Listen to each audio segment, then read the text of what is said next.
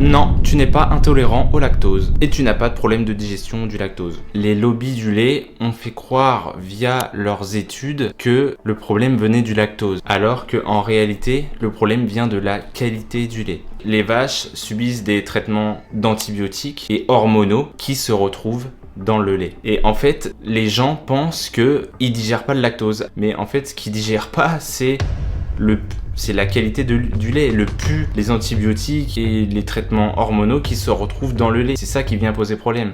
Parce que en réalité, déjà des personnes intolérantes au lactose, c'est très rare, il y en a peu. Parce que ce qu'on remarque aussi, c'est qu'il y a beaucoup de personnes qui consomment du fromage et pourtant là, pas de problème de digestion. Par contre, quand il s'agit du lait, là on a des problèmes. Alors que dans le fromage, il y a exactement les mêmes quantités de lactose que dans le lait. Donc oui, le lactose est bien corrélé à certaines problématiques de santé, mais il se pourrait que tu ne fasses pas partie des gens qui ont un problème avec le lactose, mais avec la qualité du lait.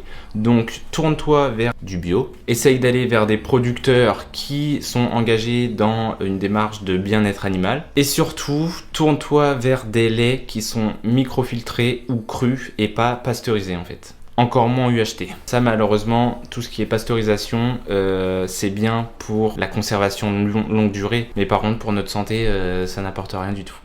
On a une destruction quasi totale des micronutriments, ce qui engendre des problèmes aussi de digestion et d'autres problématiques de santé. Donc là où tu penses avoir des problèmes avec le lactose, il n'en est peut-être rien. Et la meilleure manière de le savoir, c'est d'essayer.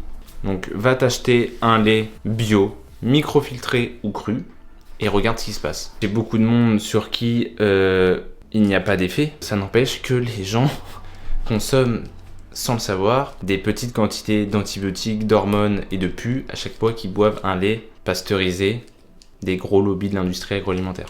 Et le pus, je vais pas te cacher que ça donne pas très envie, tu vois.